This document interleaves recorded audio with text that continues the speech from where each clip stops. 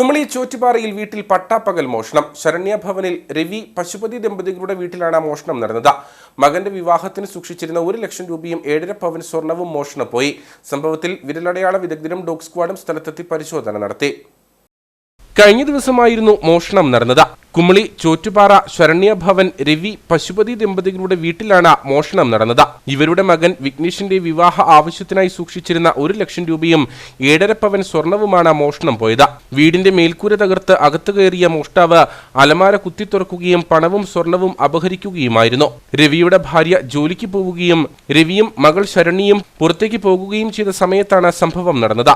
തങ്ങൾ വീട്ടിൽ തിരികെ എത്തിയപ്പോഴാണ് മോഷണ വിവരം അറിയുന്നതെന്ന് രവി പറഞ്ഞു. കല്ല് വല്ല വീണിട്ടുണ്ടെന്ന് ഇറങ്ങി നോക്കിയപ്പം കല്ല് വീണിട്ടില്ല. എന്നിട്ട് പുറകെ കൂടെ പോയി നോക്കിയപ്പം പുറകെ സീറ്റ് അവനെ ഇറങ്ങാൻ തക്ക പൊട്ടിച്ചിറങ്ങി വീടിനുള്ളിൽ അലമാര കുത്തി തുറന്ന് സ്വർണവും പിന്നെ പൈസയും എടുത്തു പോയി. പിന്നീട് വിവരം കുമളി പോലീസിൽ അറിയിക്കുകയായിരുന്നു. ഇതിന്റെ അടിസ്ഥാനത്തിൽ ഡോഗ് സ്ക്വാഡും വിരലടയാള വിദഗ്ധരും സ്ഥലത്തെത്തി പരിശോധന നടത്തിയതായും വീട്ടുകാർ പറഞ്ഞു. മോന്റെ കല്യാണം ഫെബ്രുവരി 3-ാം തീയതിയാണ്. അപ്പോൾ കല്യാണത്തിന് ഡ്രസ്സ് എടുക്കാൻ വേണ്ടി 1,10,000 രൂപയും അവന് ഉറപ്പീരിന് കിട്ടിയ കുറച്ച് സ്വർണവും അല്ലാതെ വീട്ടിലിരുന്ന കൊച്ചിന്റെ മോളുടെ മോതിരം, ഞങ്ങളുടെ മോതിരം, മാല, അങ്ങനെ 7.5 പവന്റെ സ്വർണവും കൈച്ചേനും ഉണ്ടായിരുന്നു അതിനകത്ത്.